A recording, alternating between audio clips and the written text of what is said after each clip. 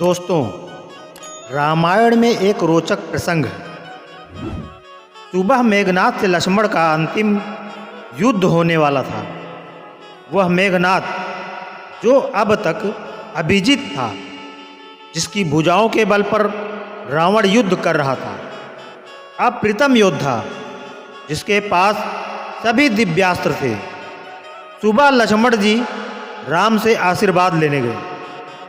उस समय भगवान राम पूजा कर रहे थे। पूजा समाप्ति के पश्चात प्रभु श्री राम ने हनुमान जी से पूछा, अभी कितना समय है युद्ध होने में? हनुमान जी ने कहा कि अभी कुछ समय है, यह तो प्रातः काल है।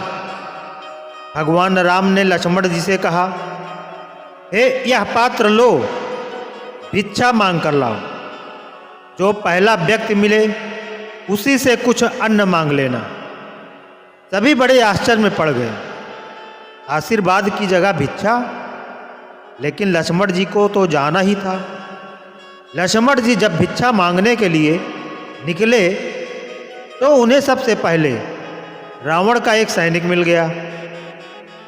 आज्ञा अनुसार भिक्षा मांगना ही था। यदि भगवान की आज्ञा न होती तो उस सैनिक को लक्ष्मण जी वहीं मार देते, परंतु वे उससे भिक्षा मांगते। सैनिक ने अपनी रसद से लक्ष्मण जी को कुछ अन्न दे दिए। लक्ष्मण जी वह अन्न लेकर भगवान राम को अर्पित कर दिए। तत्पश्चात भगवान राम ने उन्हें आशीर्वाद दिया, विजयी भव। भिक्षा का मर्म किसी के समझ नहीं आया, कोई पूछ भी नहीं सकता था। फिर भी यह प्रश्न तो रह ही गया। फिर भीषण युद्ध हुआ। अंत में मेघनाद ने त्रिलोक की अंतिम शक्तियों को लक्ष्मण जी पर चलाया। ब्रह्मास्त्र, पशुपात्र, सुदर्शन चक्र, इन अस्त्रों की कोई काट न थी। लक्ष्मण जी सिर झुकाकर इन अस्त्रों को प्रणाम किया। सभी अस्त्र उनको आशीर्वाद देकर वापस चले गए। उसके बाद राम का ध्यान करके लक्ष्मण जी ने मेघनाद पर बाण चलाया।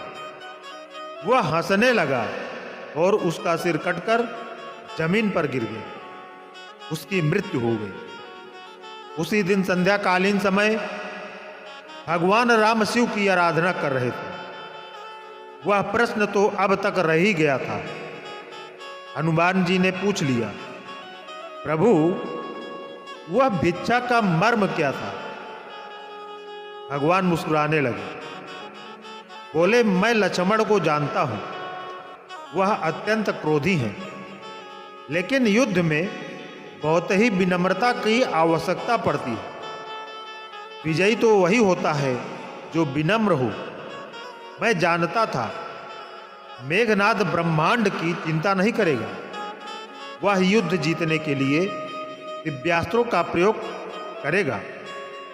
इन अमोघ शक्तियों के सामने विनम्रता ही काम कर सकती है। इसीलिए मैंने लक्ष्मण को सुबह झुकना बताया। एक वीर शक्तिशाली व्यक्ति जब भिक्षा मांगेगा तो विनम्रता एवं प्रवाहित होगी। विनम्रता स्वयं प्रवाहित होगी।